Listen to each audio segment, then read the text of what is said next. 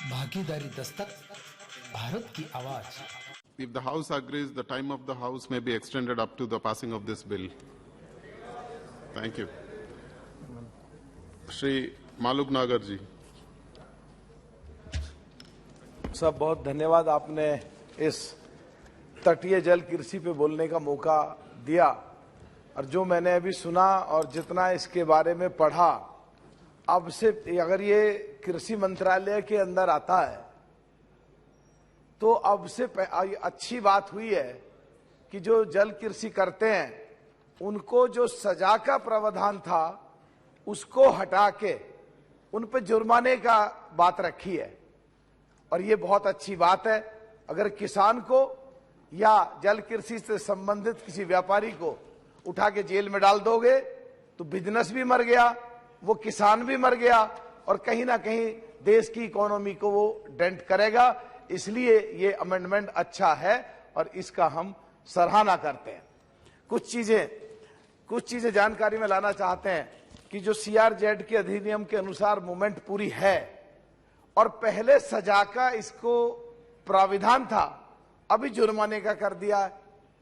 तो इसका मतलब कहीं ना कहीं आज भी सरकारी तंत्र में पुराने गले सड़े बुसे व्यवस्था से संबंधित कहीं भी अभी पूरी तरह ऊपर उठ के हम नहीं आ पाए हैं। यानी उन कृषि किसानों को, जो जल से संबंधित कृषि किसान हैं, उनको चोर क्यों समझा जा रहा है? उनकी तरफ हमदर्दी के साथ जिस तरह विदेश में सोचा जाता है, उनकी तरफ हमदर्दी पूर्वक क्यों नहीं सोचा जा रहा कि इनके बिजनेस को कैसे बढ़ाएं?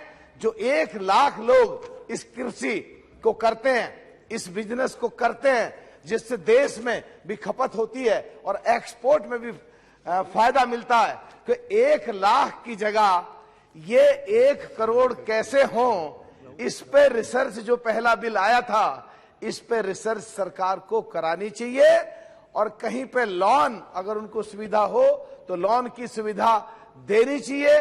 और पूरे देश को, जितने भी तटीय इलाके हैं पूरे देश में जो पानी से संबंधित है, कहीं झील हैं, कहीं समुद्र हैं, सारों को उनका सर्वे करा करके और किस तरह बड़े बड़े किसानों को एरिया अलॉट करा जाए जिससे वो 1 लाख की जगह 1 करोड़ की तरफ को बढ़े। और जो हमारे देश की जो फिशरीज हैं से संबंधित हैं, वो चाहे झींगा हो, चाहे दूसरी मछलियां हो, चाहे और संबंधित जीव हो इससे संबंधित, तो वो पूरा एक्सपोर्ट हो जिससे हमारे देश की इकोनॉमी भी बढ़े।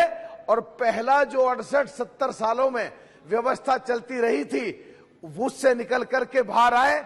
और जो हमारे भी साथी सारंगी साहब ने कहा, विपक्ष का तो कोई है नहीं। सारंगी साहब, हम विपक्ष में ही हैं। हमारा साथी अभी बोला वो भी विपक्ष में ही है। और ये कहो कांग्रेस ही भाग जाते हैं। और हम लोग देश को सबसे पहले रखते हैं, देश हित में काम करते हैं, जनहित में काम करते हैं, पार्टी और पॉलिटिक्स से ऊपर उठ के काम करते हैं। हम ये नहीं देखते कि पक्ष क्या है, विपक्ष क्या है। MP आते रहेंगे, सरकारें बनती रहेंगी, जाते रहेंगे, चुनाव जीतते रहेंगे, हारते रहेंगे, लेकिन ये देश जिसके लिए आज ताकत लग रही है मजबूत करने के लिए, उसमें अगर विपक्ष के कुछ लोग भागते हैं तो विपक्ष के कुछ लोग ऐसे भी हैं जो हमेशा सही बात को सपोर्ट करते हैं और परवाह नहीं करते। देश के लिए पार्टी पॉलिटिक्स से ऊपर उठ के हम लोग काम करते हैं। एक हमारे अभी साथी बोले कि वहां जो इस जल कृषि से संबंधित किसान है, प्लीज कंक्लूड। कर रहा हूं साहब, सब कर रहा हूं और बड़े काम की बात बोल रहा हूं प्लीज। जो कि उन पे वो टैक्स भी देते हैं। अगर ये कृषि मंत्रालय के अंदर आता है